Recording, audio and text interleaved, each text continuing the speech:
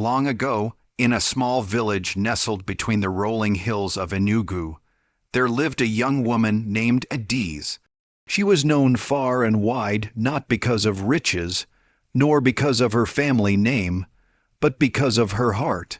Adaeze had little. Her father had passed when she was only 10, and her mother sold roasted plantain by the roadside to feed the family. But even in the tightest hardship, Adaeze shared her last morsel with anyone in need. Every morning, Adaeze would wake before the sun and help her mother with the plantain stand. She would then walk 5 kilometers to fetch water, greet the elders in the village, and tend to the goats her uncle had left behind. Life was not easy, but her laughter never left her lips. Her soul sparkled like the morning dew dancing on the leaves.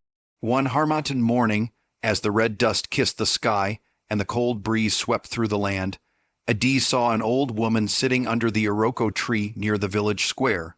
The woman looked tired, with dust covering her wrapper and her feet bare and cracked. Many passed by, some even cursed under their breath, calling her a madwoman. But not Adaeze. She knelt beside the woman and greeted her. "Good morning, Mama. Are you all right?" The woman looked at her with tired eyes. "My daughter, I have been walking since yesterday. I am looking for my son. They say he lives around here, but I have not seen him for many years." Adaeze helped her up gently.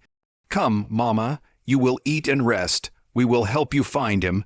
She took the woman home. Her mother, Mama Njidka, raised her brows when she saw the stranger, but said nothing.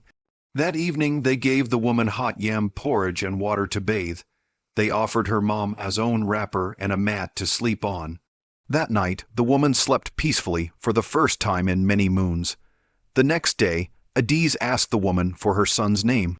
"His name is Obiajulu," she said. "He left for Lagos many years ago and never returned. He was my only child. I sent him to the city with all I had, hoping he would find a better life. I have not heard from him since."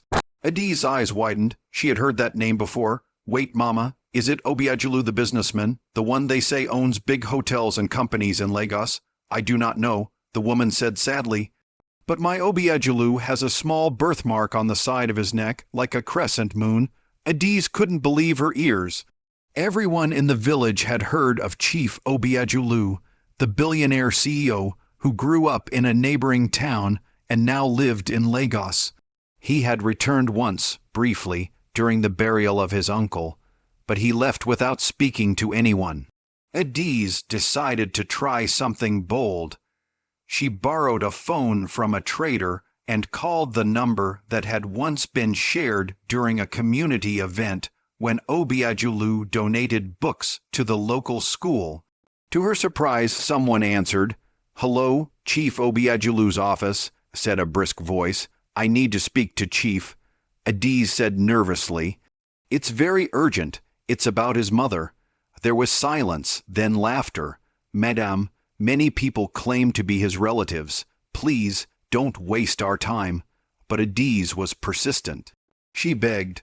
She explained everything: the crescent moon birthmark, the woman's story, the years of silence. After some minutes, the voice on the line grew quiet. "Wait, describe her again." The next morning, a black SUV rolled into the village, raising dust and turning heads. Out stepped a tall man in a well-cut suit, flanked by 2 men in sunglasses.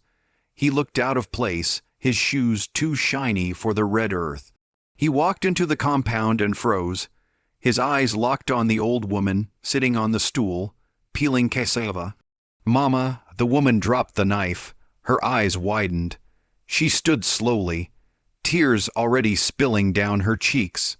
"Obiajulu," he ran to her and held her tightly, sobbing into her shoulder like a child. The village watched in stunned silence.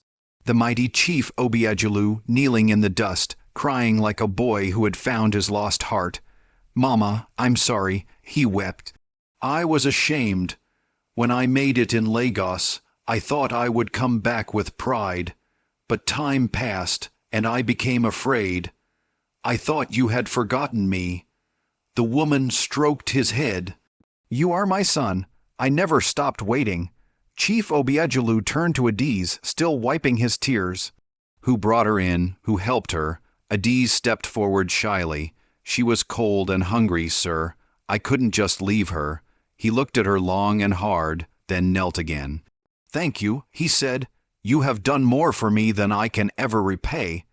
What happened next became a tale that would be told for generations. Chief Obiajulu did not leave the village that day. He stayed for 2 weeks, repairing the roads, donating to the school, and building a clinic.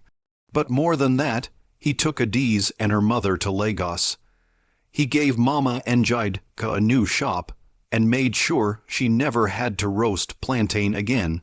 He enrolled Adaeze in university, and even offered her a position in one of his companies. But the most surprising of all came 2 years later.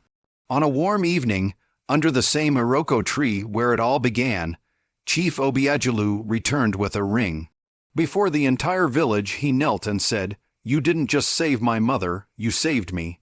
I would be honored to have you as my wife." Adaeze looked at him, stunned, then at her mother whose eyes were brimming with tears. She said yes. Their wedding was a celebration like no other. Drummers played, dancers sang, and elders told the story again and again. The story of the poor girl who showed kindness without expecting reward, and in return found love, family, and a future she never dreamed of. Some say the Iroko tree still whispers the story when the wind blows just right. And so, my brothers and sisters, never look down on anyone. You never know who they truly are. A small act of kindness can open doors that even prayers cannot. If you enjoyed this story, please like, subscribe, and comment below. Your support helps us bring more powerful African stories to light. God bless you.